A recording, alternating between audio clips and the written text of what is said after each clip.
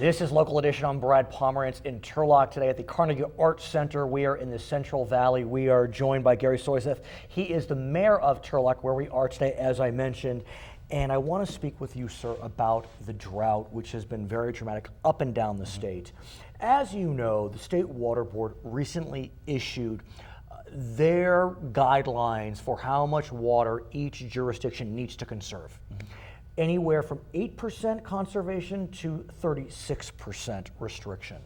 Turlock is amongst the highest at 32%. Correct. That's a lot. How is that going for you? It's going well so far. Our May numbers came in and we conserved 37.7%. How? I mean, that's a stunning figure. You know, we've taken drastic steps, so we limit our watering to twice a week. Okay. The hours are limited within that. Our outdoor watering, we have had a huge education program that's talked about conserving water and only for trees, and your grass needs less water. Within city limits, are there farms? No, there aren't farms so within that city makes limits. it a little easier. A little bit, okay. Yes. But we still have parks and we still have medians. And as you know, the executive order outlawed watering our grass within our medians, which poses some problems. We've shut off our sprinklers, yet we want to try and save our trees. And so we're actually using treated water that's wastewater. Right. You can't drink it, but we've taken it in tanks, and we're actually tanking our trees and our root zones to try and save our trees. And how is that going? It's going well. The trees are stressed, and our parks are looking yellow. In fact, 2 of our non-potable wells, so wells that we pump to that you can't drink the water, they're at about 80 feet and 120 feet, so they're relatively shallow, have gone down, so meaning that we couldn't pump water from them, which meant that the parks went dry. And so we have a lot of yellow parks and some people frustrated, but that's the price to pay in a drought. So May was good, but it's getting hot. It is. It's the summer. And my question becomes, how do you continue that trend? Because it becomes very difficult. Hot, sweaty, sticky showers. How do you keep going? Well, as you know, about half of the water that's consumed in a household is outside. Yes. And so I think that's where you can make the biggest gains, is saying you don't need to, like I said, have your trees go down or your shrubs die, but your grass should get a little crunchier. And so it's an education component to water conservation. A lot of our residents are saying they're taking quicker showers, they're using less water, they're using the water that they use in their while they cook to water some of their plants, maybe their vegetable gardens. Fantastic. And so there's a lot of good creative ways to conserve water, and I think the residents are meeting the challenge and will continue to rise to the challenge. At the same time, are your residents starting to look at the possibility of removing their lawns, putting in artificial turf? Do you, for example, have a turf rebate program, or are you considering one? We don't have that currently, and I'm not against artificial turf, but I do like to see when people rip out their lawns, go to more native grasses and go to more native shrubs, because I think, again, that education component I'm talking about, I want to get us away from that idea that we need to have the perfectly mowed green lawn, and that we can have these other nice, beautiful landscapes that use less water, hardscapes, rocks, different things. Very creative. It's not just cactus. No, it's I understand. Also different things. But that's a sea change. I mean, that Absolutely. really is a different approach. You know, if you live in Palm Springs, that's common. Turlock, not as much. So is that part of your education campaign? It is. We're an ag-based economy and we're an ag-based society, so people actually are looking at this as a time that they can take part of their yard and actually make it productive. They can put in their vegetable garden that they've always wanted and be more connected to the ag roots that made Turlock what it is. And let's talk about ag, because so many of your friends, your constituents, your family involved in ag, and this drought is brutal.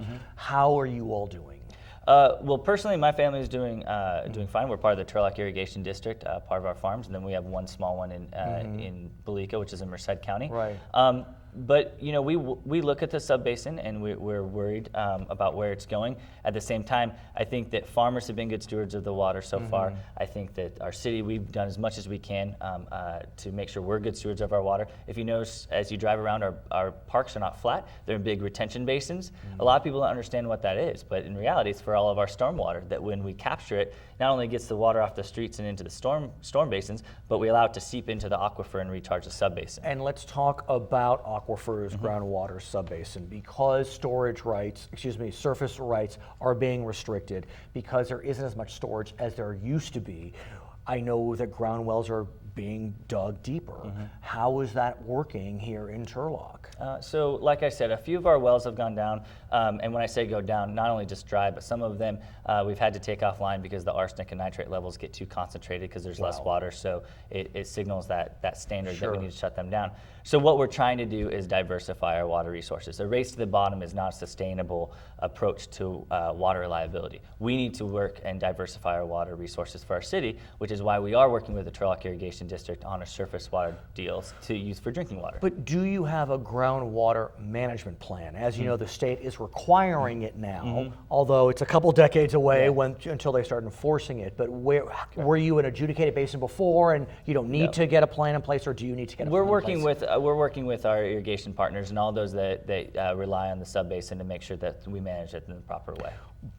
But you know, this is California. Right. You know, even Texas had groundwater regulation, and we didn't. Right. And so a lot of folks are spooked Yeah. by the fact that even though it's a decade or two away, if there is not a groundwater management plan in place, the state will come in and create one, Correct. if not the courts.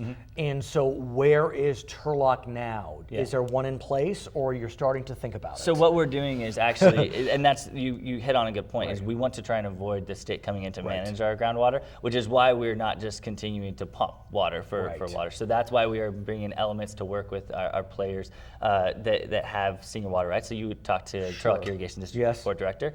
They have the senior water rights to the river. That's water that we'd like to access for drinking water that would help replenish our sub-basin. So we're trying to manage in a proper way to keep the state from coming in. But do you need to put a plan in place? I believe so, yeah. I mean, we will be something- working with them as to make a holistic plan for our sub-basin, yes. I want to talk about the future a bit. So I'm not a scientist, but I pretend to play one on TV. And I have learned that many scientists believe that an El Nino may be coming. And if an El Nino comes, there could be a tremendous amount of rain this winter, which could be wonderful on many levels. But 2 points. If a lot of rain comes, do you have a place to store it? And second, if a lot of rain comes or doesn't come, where do you go from here? Because that would be a 5th year of drought. Yeah, so we don't think it's a sustainable strategy to hope that rain comes. Now, do we see the warming temperatures and hope that precipitation follows? Yes, but that's not a foregone conclusion. So we are planning for the worst and hoping for the best. What we're doing is we're making sure we can, like I said, diversify that groundwater. As far as storage for us, we do have our stormwater basins. You mentioned that. We work with our irrigation district partners. We have a unique relationship where we can get our stormwater out through our retention basins and into the canals, their laterals, to get out to the river, so we can get it out properly. But we will try and retain as much of that as possible here in some of our areas. Some of our retention basins are in soil consistency that's better for seepage So into this the groundwater. seems fairly unique. I mean, I speak with a lot of communities. It doesn't seem as if they have storage capabilities. Yeah, we're a very well-planned community. That's not credit. I've only been mayor since November, so I can't take full credit for it. My predecessors have had a lot of forethought put into the master plans and the general plans of our city. If there is no rain this winter, what then? It's going to be very tough. I think you'll see the state talk about conservation even more drastically. I'm somewhat fearful for our local farms and what that'll do to our local economy, our food processors. I think when you talk to the state, they don't understand when they tell the industry to cut their water consumption. They look at computer technology industry differently, or the same as they do food processing, when in reality they're very different. Food processing requires water to use. So our economy is based on food processing, which is a good thing, but at the same time we're working on ways to become more efficient, but it's not going to be as easy. So we'll find solutions to get there. His name is Gary Soiseth. He is the mayor of the city of Turlock. We are coming to you from Turlock at the Carnegie Arts Center. My name is Brad Pomerance. We're so glad you're joining us on Local Edition. Thanks, Max. That was great.